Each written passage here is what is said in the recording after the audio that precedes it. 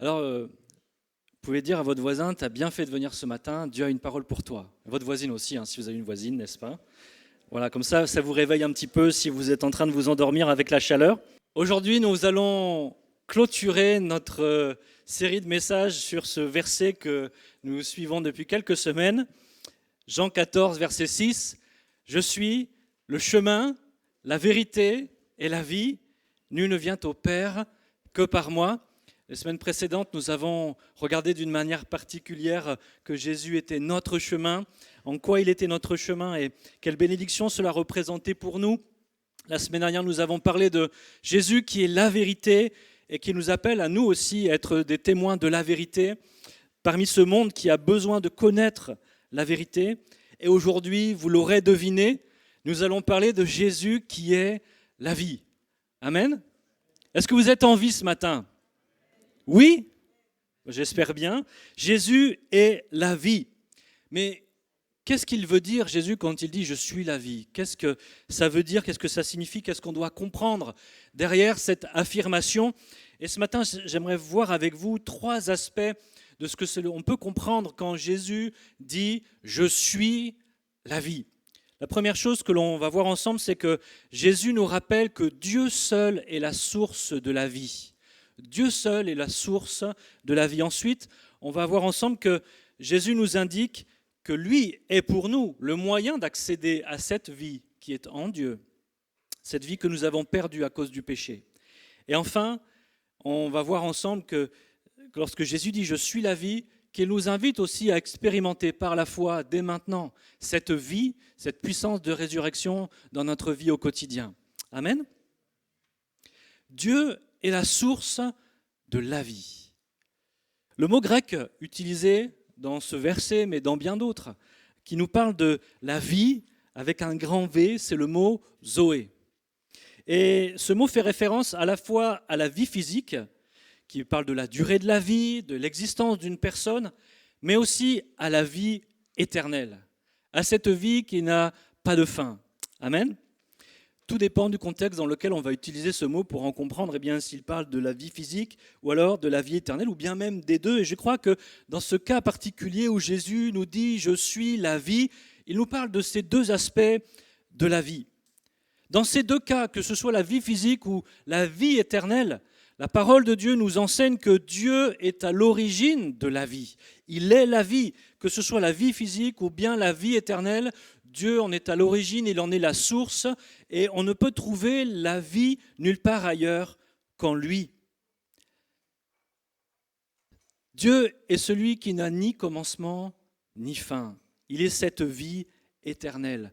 Jean 5, verset 26 nous dit ceci. « Car comme le Père a la vie en lui-même, ainsi il a donné au Fils d'avoir la vie en lui-même. » Et 1 Jean 5, verset 20 nous dit ceci. « C'est lui qui est le Dieu véritable et la vie éternelle. » Dieu est la vie éternelle. On ne peut pas différencier Dieu de la vie. Dieu est la vie. Amen. Alors il nous faut comprendre par là que puisque Dieu est la vie éternelle, il est le créateur de la vie physique, mais aussi la source de la vie éternelle pour nous, celle dont nous avons besoin et celle à laquelle il nous avait destinés dès la création du monde. C'est lui, notre Dieu, qui appelle à l'existence dans le livre de la Genèse. Et c'est lui qui va souffler la vie dans les narines de l'homme pour qu'il devienne un être vivant. La Bible, dès le départ, nous montre que Dieu est la source, la seule source et la source suprême de la vie. D'une manière générale, la parole de Dieu nous parle de la vie sous bien différents aspects. Et l'objectif de la parole de Dieu, c'est justement de nous faire comprendre que la vie physique n'est pas une fin en soi. Il y a un niveau de vie, et donc on parle là de la vie éternelle, bien supérieur à cette vie physique que nous connaissons en tant qu'êtres humains. La parole de Dieu veut nous amener à considérer que nous sommes destinés non pas à une vie qui dure quelques années, mais à connaître une vie supérieure, la vie éternelle qui est en Dieu. Et cette vie éternelle, c'est ce qu'il y a de meilleur. Elle n'a pas de fin. Elle est caractérisée par une communion permanente avec Dieu. C'est ça qu'on dit quand on parle de la vie éternelle, une communion permanente et constante avec Dieu. La parole de Dieu va utiliser toutes sortes d'images, de concepts pour justement nous aider à réfléchir sur cette vie Zoé. Il y en a beaucoup dans les Écritures, la chair, le corps, le sang, l'âme, le souffle, mais aussi des images un peu plus conceptuelles, le pain, l'eau, la lumière même, etc. On pourrait en parler longuement. Mais par sa parole, Dieu se révèle lui-même et il veut faire connaître sa volonté. C'est-à-dire qu'il engage l'homme à choisir la vie, c'est-à-dire de le choisir lui, de lui faire confiance. L'homme sans Dieu ne peut pas avoir cette vie Zoé dans toute sa plénitude. Il a la vie physique, certes, mais il lui manque cette chose extraordinaire qui est la communion avec Dieu. Deutéronome 32, verset 47, et je vous le lis dans la version du Semeur. « Car ce n'est pas une parole sans importance pour vous. D'elle dépend votre vie même. » Ici, Dieu dit à son peuple qu'on ne peut pas séparer la présence de Dieu d'avec sa parole. Et lorsque Dieu parle, ce n'est pas juste pour parler, mais parce qu'il veut nous communiquer la vie, parce que sa parole nous ramène à lui. Sa parole nous aide à le comprendre, lui, à le connaître, lui, à demeurer en lui. Deutéronome 8, verset 3, cette fois-ci je vous le lis dans la français courant.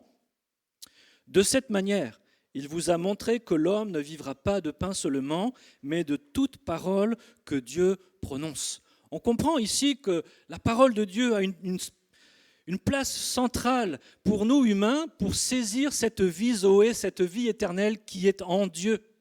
On ne peut pas comprendre cette vie éternelle, on ne peut pas saisir cette vie éternelle sans l'œuvre de la parole de Dieu en nous. Et c'est pourquoi Dieu lui-même dira, l'homme ne peut pas vivre de pain seulement, parce que le pain nous donne la vie physique, mais il y a une vie plus grande, une vie plus profonde, une vie éternelle que moi, qui est en moi et que je veux vous communiquer. Deutéronome 30, 19 dit ceci, « J'en prends aujourd'hui à témoin contre vous le ciel et la terre. J'ai mis devant toi la vie et la mort, la bénédiction et la malédiction. Choisis la vie afin que tu vives, toi et ta postérité. » C'est bizarre de dire ça à des hommes et des femmes qui sont bien vivants. Dieu ne parle pas à des morts, il parle à des gens qui ont cette vie physique en eux, qui peuvent se déplacer, qui peuvent parler, qui ont le souffle de vie, mais il leur manque une dimension dans leur vie, et cette dimension, c'est la vie éternelle qui est en Dieu. Ils ont besoin de cette communion avec Dieu, de cette communion avec sa parole, pour pouvoir expérimenter, goûter la vie éternelle qui était le plan de Dieu originel dès le commencement, puisque lorsque Dieu nous a créés, c'est pour que nous demeurions éternellement dans sa présence, n'est-ce pas ? La vie physique nous est donnée sans notre consentement. Qui ici a dit « moi je suis d'accord pour vivre avant de venir sur la terre » ? Personne. Nous sommes venus et nous n'avons rien eu à dire et nous sommes là aujourd'hui. Mais en ce qui concerne la vie éternelle, cette vie complète en Dieu, cette vie parfaite, cette vie inaltérable, cette vie sans les souffrances du péché et de la mort, la plénitude de la vie de Dieu, il nous faut faire un choix. Dieu nous demande de faire un choix, elle ne nous sera pas imposée.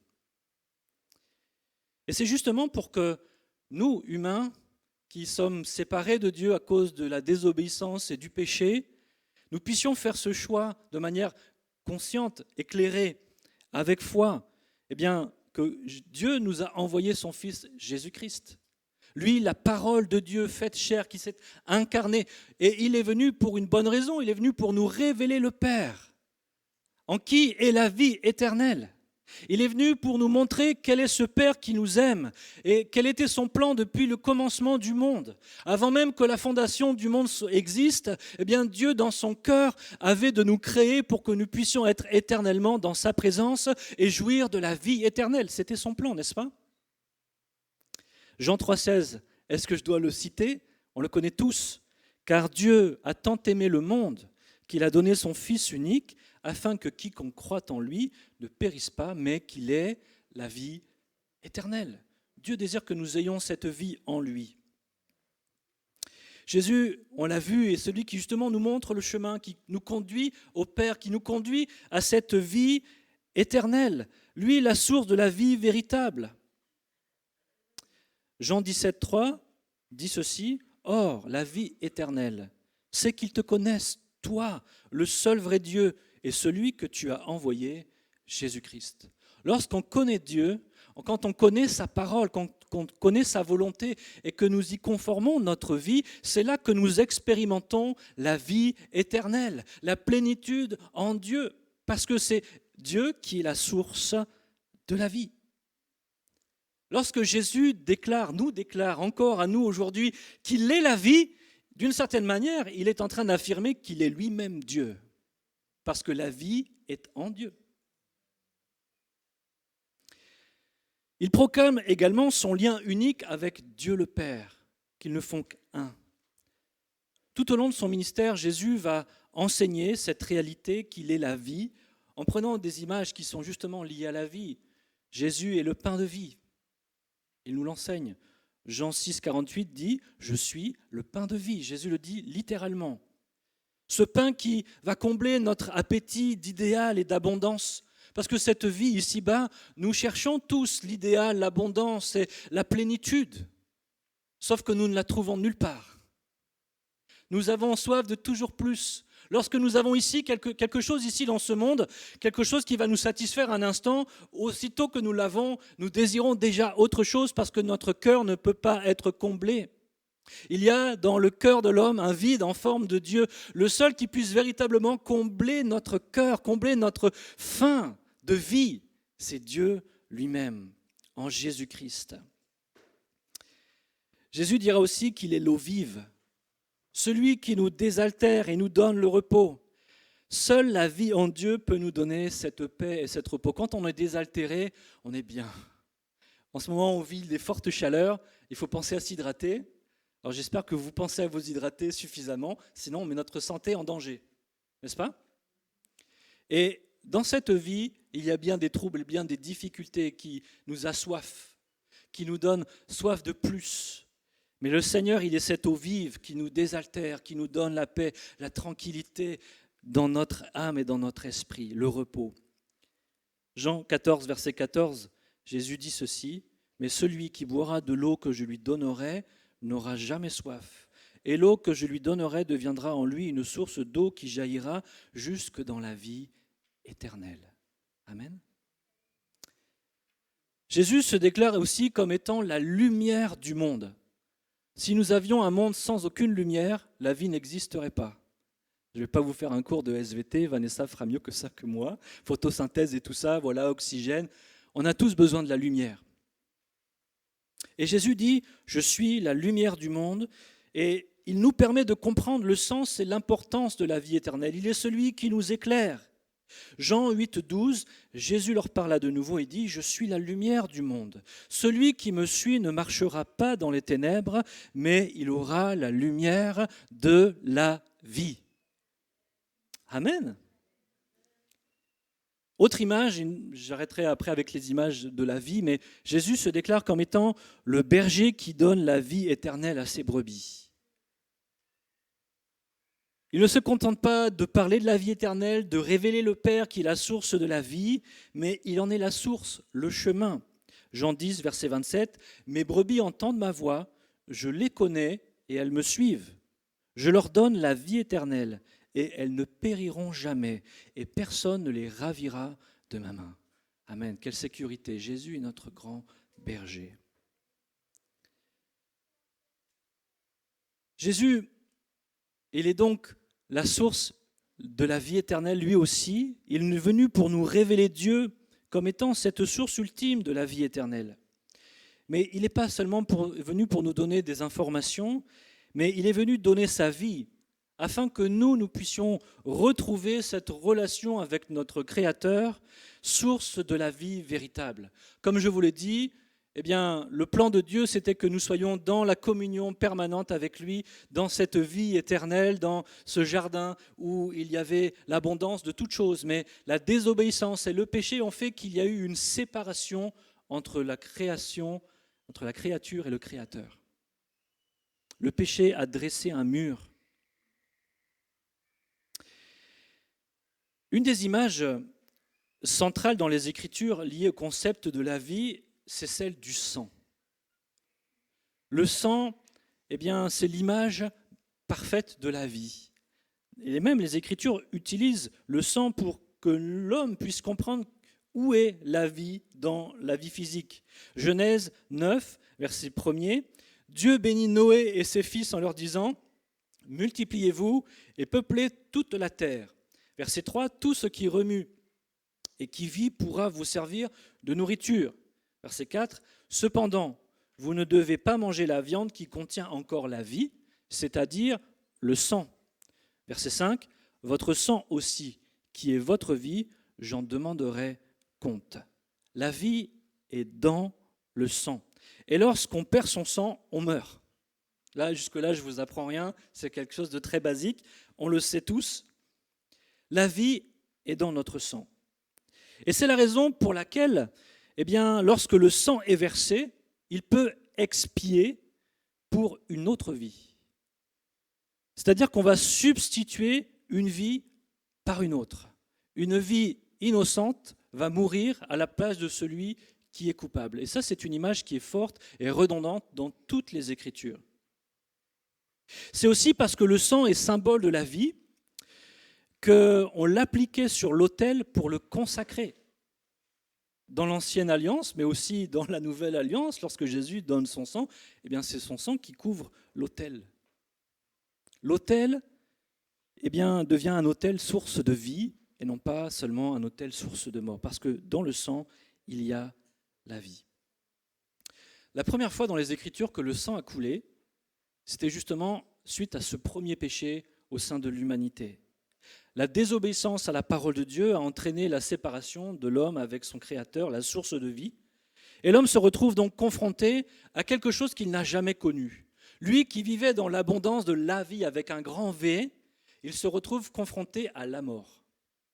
Et on comprend par là que la mort, c'est l'absence de la vie. La mort, c'est lorsque la vie, avec un grand V, n'est plus là. Dans un premier temps, Adam et Ève ne sont pas morts physiquement, mais ils sont morts spirituellement parce qu'ils ont été séparés de la source de la vie éternelle. Et ça, c'était quelque chose de nouveau pour eux. Dans le jardin d'Éden, ils avaient l'habitude d'être dans la présence de Dieu, de voir Dieu, d'entendre Dieu. Et puis, à un moment donné, lorsque le péché a frappé, ils se sont cachés, ils ont eu peur de Dieu. Il y a comme une séparation entre le Créateur et la créature. Et la mort a fait son entrée. Leur relation avec Dieu n'était plus la même. Et suite à cette mort spirituelle, est entrée aussi dans la vie de l'humanité la mort physique. C'est comme pour la vie Zoé, la vie physique et la vie spirituelle. Et la mort, c'est la même chose. Il y a la mort physique et la mort spirituelle. Devant le péché d'Adam et Ève, Dieu va alors sacrifier des animaux pour couvrir leur honte. Il est dit dans Genèse 3,7 qu'il va leur faire des habits de peau. Et cette peau, il ne va pas la prendre n'importe où. Il va devoir sacrifier des animaux pour couvrir la honte d'Adam et Ève. Ça veut dire que le sang a coulé pour couvrir le péché de Adam et de Ève. Une vie a substitué une autre. Mais les Écritures nous montrent que même si c'est possible d'une certaine manière, le sang des animaux n'est pas suffisant pour effacer, pour éradiquer le péché de la vie de l'homme. Il ne peut que substituer, mais il ne peut pas effacer. Ce n'est pas une solution durable. C'est-à-dire que lorsque Dieu institue le sacrifice d'animaux pour conserver sa vie et qu'une victime innocente prenne notre place, ce n'est qu'une transition, parce que Dieu sait qu'à chaque péché, il va falloir une nouvelle victime. Le sang des animaux ne brise pas le pouvoir du péché dans la vie de l'homme. Le sang des animaux ne brise pas le pouvoir de la mort sur la vie de l'humanité. Il fallait un sacrifice meilleur, un sacrifice plus parfait. Hébreux 10 nous dit, verset 4, « Car il est impossible que le sang des taureaux et des boucs ôte le péché. » Ça venait juste couvrir, mais pas effacer. La vie, telle que Jésus nous en parle, telle que les Écritures nous en parlent, c'est donc l'absence totale et l'éradication du pouvoir de la mort. C'est ça la vie avec un grand V, c'est que la mort à nouveau perd son pouvoir, qu'elle n'ait plus d'action dans notre être. Dieu n'a pas changé ses plans originaux, il veut toujours que l'homme puisse être en parfaite communion avec lui pour l'éternité. Mais l'homme n'aura pas cette vie éternelle tant que la mort va continuer d'exercer son pouvoir dans sa vie zoé, dans sa vie physique. Pour que l'homme puisse avoir la vie, la vraie vie, la vie éternelle à nouveau, il était nécessaire de détruire le pouvoir de la mort, de détruire le pouvoir du péché qui domine l'humanité depuis la désobéissance d'Adam. C'est ce que nous dit Paul dans l'Épître aux Romains, chapitre 5, verset 12. C'est pourquoi, comme par un seul homme, le péché est entré dans le monde, et par le péché, la mort, et qu'ainsi la mort s'est étendue sur tous les hommes parce que tous ont péché. Dieu nous aime. Et parce qu'il nous aime, il nous a envoyé Jésus. Non pas seulement pour qu'il nous révèle qui il est, non pas seulement pour qu'il nous parle de son amour, mais qu'il soit amour pour nous. Il nous a envoyé Jésus-Christ afin que Jésus soit ce sacrifice parfait que les animaux ne pouvaient pas produire. Jésus a donné son sang, un sang innocent, un sang pur, un sang parfait, qui était le seul capable de briser le pouvoir de la mort sur notre vie à chacun d'entre nous. Il fallait qu'il y ait un sacrifice une fois pour toutes pour qu'il n'y ait plus jamais besoin d'un autre sacrifice. Romains 5, verset 18 nous dit ceci. Ainsi donc, comme par une seule offense, la condamnation atteint tous les hommes, de même, par un seul acte de justice, la justification qui donne la vie s'étend à tous les hommes. Paul lui parle de quoi ici ? Il parle du sacrifice de Jésus. C'est que le sacrifice de Christ vient briser la malédiction de la désobéissance d'Adam qui s'est répandue sur chacun d'entre nous parce que tous nous avons hérité de la nature de pécheur d'Adam. Mais en Christ, cette malédiction est arrêtée et nous avons la possibilité de vivre une vie nouvelle. Non plus avec la nature d'Adam, mais avec la nature de Christ. Une nature qui nous rend capables d'être obéissants, une nature qui nous rend fils et filles du Dieu vivant, qui nous réconcilie avec notre Créateur. Verset 19, « Car comme par la désobéissance d'un seul homme, beaucoup ont été rendus pécheurs, de même, par l'obéissance d'un seul, beaucoup seront rendus justes. » Hébreux 9, 12 complète cette pensée qui nous montre que le sacrifice de Christ n'a rien d'équivalent avec le sacrifice qui pouvait être fait sous l'ancienne alliance, le sacrifice des boucs, des veaux, des agneaux. Et il est entré une fois pour toutes dans le lieu très saint, non avec le sang des boucs et des veaux, mais avec son propre sang, ayant obtenu une rédemption éternelle, un pardon éternel, un rachat éternel. Amen.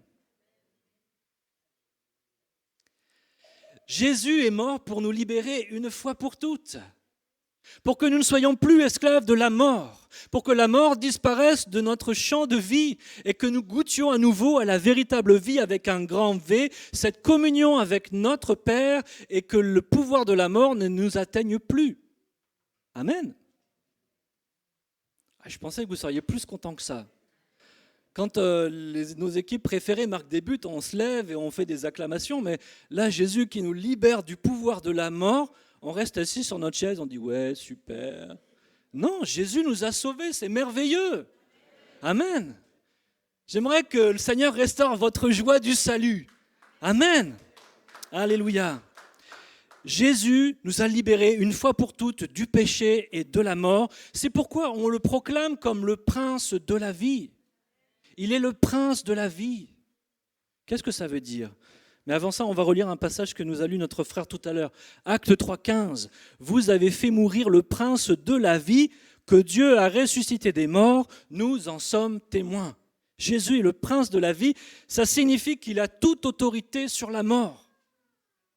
Jésus a toute autorité sur la mort. Amen. Parce qu'il l'a vaincu à la croix.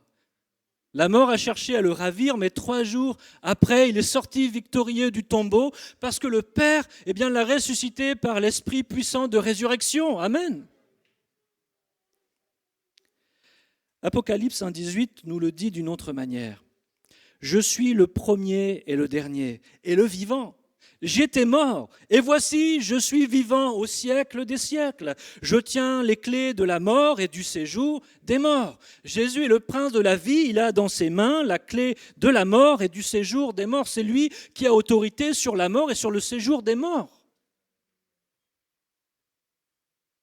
Il s'est rendu maître de ce qui empêchait la vie éternelle d'être accessible à l'homme. Et si nous lui faisons confiance, eh bien, il peut ordonner à la mort de n'avoir aucun pouvoir sur nous parce qu'elle a été vaincue. Elle est sous son pouvoir désormais. Il est le prince de la vie parce qu'il nous libère de la mort. Il est celui qui répand et donne la vie à tous ceux qui se soumettent à lui. Il est ce chemin qui donne la vie éternelle. Jésus restaure la vie Zoé en nous, cette vie pleine et entière. Pas seulement la vie physique, parce que effectivement Jésus a aussi pouvoir sur la vie physique. Il était là à la création. Hein.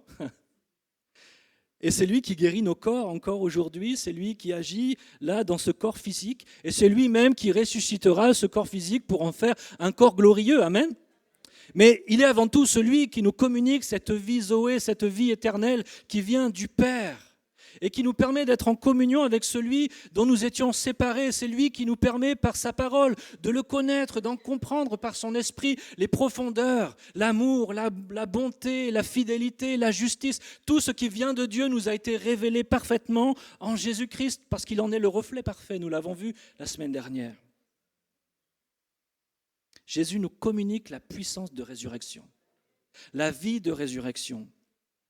J'aimerais te dire ce matin, c'est que si tu n'as pas Jésus, tu n'as rien.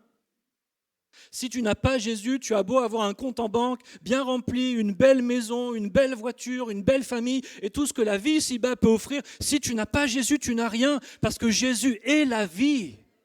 Et si tu veux être rempli de cette plénitude qui change un cœur, qui change une vie, qui change la perspective même de ce qu'est la véritable vie, il te faut Jésus-Christ. Et ce matin, tu peux encore accepter Jésus. Il n'est pas trop tard. Le temps de la grâce n'est pas terminé. Tu peux donner ta vie à Jésus, accepter son enseignement, sa parole et le suivre.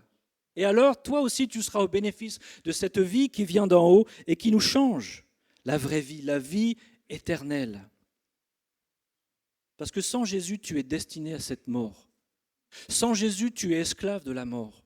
Sans Jésus, tu es esclave du péché. Et donc, tu es condamné à errer pour l'éternité séparé de Dieu.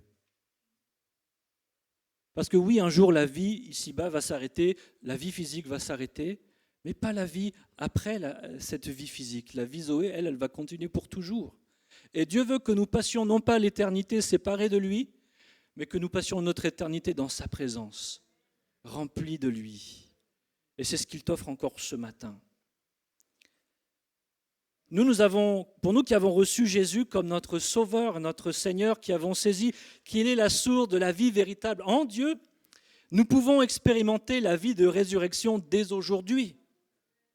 La vie éternelle, ce n'est pas seulement pour après la mort physique, mais c'est pour dès aujourd'hui, dès maintenant. Dès maintenant, nous pouvons être au bénéfice de cette vie qui abonde d'en haut. La Bible nous dit que Jésus est un esprit vivifiant. Lisons ce texte que j'aime beaucoup. 1 Corinthiens 15, 45 dit ceci. « C'est pourquoi il est écrit, le premier homme, Adam, devint une âme vivante. Le dernier Adam, donc il faut comprendre que là il s'agit de Jésus, est devenu un esprit vivifiant. » Quelle est la différence entre une âme vivante et un esprit vivifiant ?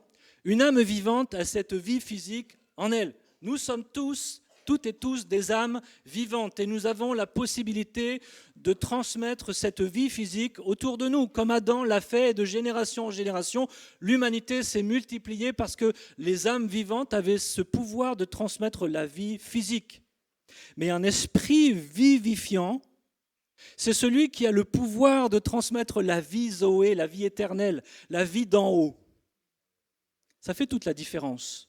Et Jésus est le seul qui soit l'esprit vivifiant, le seul qui soit capable de nous transmettre cette vie qui vient d'en haut, cette vie éternelle, la vie abondante, la vie de Dieu.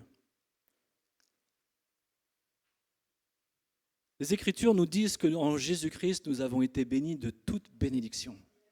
Est-ce qu'on réalise vraiment ça? Quelle est la grandeur, la largeur, la profondeur de notre héritage en Jésus-Christ? De l'abondance de vie dans laquelle il nous appelle. Nous ne sommes pas appelés à demeurer les victimes de ce monde, mais à marcher comme des vainqueurs en Jésus-Christ. Parce que Jésus veut nous communiquer la puissance de la vie de résurrection dans notre quotidien. Alors que nous étions morts dans notre péché, nous avons reçu une parole de vie et nous l'avons saisie par la foi. Et cette parole, qui est une parole puissante, Amen, elle nous a transmis la vie. Notre cœur a été changé, transformé, et notre relation avec Dieu est née à ce moment-là. Nous sommes devenus les enfants de Dieu et nous avons reçu son esprit en nous qui témoigne de cela. Abba Père. Parce que nous pouvons goûter à la puissance de l'esprit de résurrection dans notre quotidien, nous pouvons expérimenter son amour, sa paix, sa joie, sa bonté, sa fidélité, cette vie en nous qui nous renouvelle. Quand nous sommes découragés, il nous redonne des forces. Quand nous sommes au plus bas, il nous relève, il nous fortifie, il nous encourage, il nous serre dans ses bras parce qu'il est le Dieu vivant qui nous communique la vie. Je ne sais pas dans quel état tu es aujourd'hui, mon frère, ma sœur, mais j'aimerais te dire, ce Dieu qui est la vie, il est à tes côtés aujourd'hui et il veut encore te communiquer la vie dont tu as besoin. Peut-être tu es dans le désespoir parce que tes espoirs sont morts comme morts devant toi, mais ce Dieu qui est le Dieu de la vie, ce Dieu qui ressuscite ce qui est mort, eh bien, est capable de redonner la vie à tes espoirs. Ne crains point, crois seulement. Jésus, le Tout-Puissant, est avec nous. Cette vie, elle nous sanctifie, elle nous amène à ressembler de plus en plus à Christ. Elle nous communique sa nature, son caractère, ses pensées. Elle nous bouscule, cette vie. Quand il y a la vie, on ne s'endort pas. Amen. Alors, je ne sais pas si vous avez l'habitude d'avoir des petits-enfants chez vous, mais quand il y a des petits-enfants, il y a la vie. On ne s'ennuie pas. On ne peut pas faire la sieste, on ne peut pas s'endormir quand il y a les petits-enfants. Ça, c'est l'expression même la plus pure de ce qu'est la vie, ça bouge. Et cette vie qui vient d'en haut, elle veut nous bousculer, elle veut nous bouger, elle ne veut pas que nous restions dans notre petit confort, dans notre petite vie tranquillou, mais elle veut nous bouger, elle veut nous pousser vers de l'avant pour que la vie de Dieu abonde. Jésus lui-même nous l'a dit, il est cette eau vive et quand on reçoit cette eau, il y a un fleuve d'eau vive qui jaillit de nous jusque dans la vie éternelle. Il faut que ça bouillonne dans notre vie, dans notre cœur et qu'on jaillisse sur tous ceux qui nous entourent parce que c'est ça le principe même de la vie de Dieu. Ne restons pas dans notre endormissement, ne restons pas dans notre torpeur spirituelle, mais laissons la vie jaillir au travers de nous parce qu'elle est abondante et elle est pour nous dès aujourd'hui. De quoi que tu aies besoin, le Seigneur est là et peut te le donner parce qu'il est la vie en abondance. Ne reste pas dans ta soif, dans ta faim. Viens à Jésus qui est le pain de vie et l'eau vive et qui veut te désaltérer et combler ton cœur. Amen. Quelle que soit ta situation, Jésus est la réponse pour toi parce qu'il est la vie. Tu trouveras tout ce dont tu as besoin en lui. Jésus vit en nous. Galates 2:20, j'ai été crucifié avec Christ, et si je vis, ce n'est plus moi qui vis, c'est Christ qui vit en moi. Et si je vis maintenant dans la chair, je vis dans la foi au Fils de Dieu qui m'a aimé et qui s'est livré lui-même pour moi. Amen. Cette vie de résurrection, elle me donne aussi la capacité de vivre libre du péché.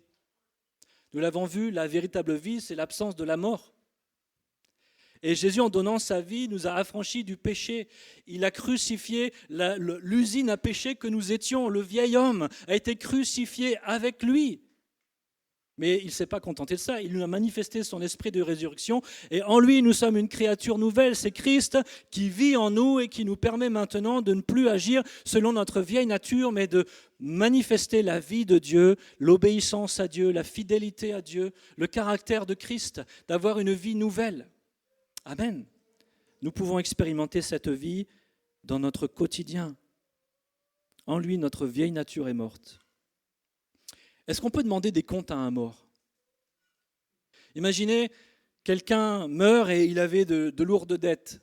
Est-ce que ceux À qui il devait de l'argent peut venir devant sa tombe. Bon, maintenant, tu vas me rendre mon argent. C'est fini, il est mort. Et c'est exactement ce que Christ a fait pour nous. En lui, nous sommes morts. Ça veut dire que l'ennemi et la mort ne peuvent plus rien venir réclamer de nous parce que notre vieille nature est morte. Elle a été enterrée avec Christ. Et celui qui s'est relevé n'est plus le même homme. Celui qui s'est relevé, c'est cette nouvelle créature que nous sommes en Jésus-Christ. Ça, c'est la vie de résurrection.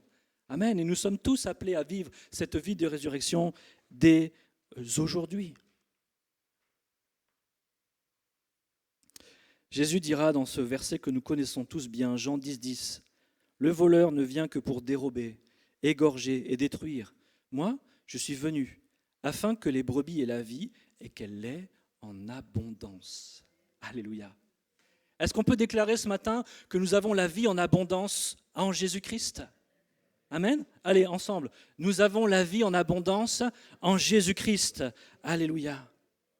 Bien sûr, viendra un temps où nous pourrons expérimenter pleinement cette plénitude parce que nous serons avec lui dans le ciel, débarrassés de ce corps de mort et nous aurons reçu un corps glorifié, affranchi du pouvoir du péché.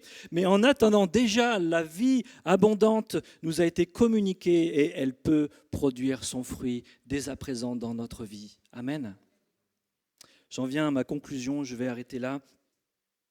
J'aimerais te dire ceci ce matin, tu peux recevoir toi aussi la vie si tu ne l'as pas encore. Jésus t'aime et il veut changer cette vie avec un petit V pour qu'elle devienne la vie en lui. J'aimerais aussi te dire, mon frère, ma sœur, que tu peux vaincre en Jésus ce qui fait obstacle à l'abondance de la vie dans ta vie. Que ce soit le compromis, que ce soit le péché, que ce soit la tiédeur, quel que soit qui empêche cette vie d'abonder pleinement en toi, Jésus-Christ veut faire une œuvre dans ta vie qui fait que la vie va abonder à nouveau. Amen.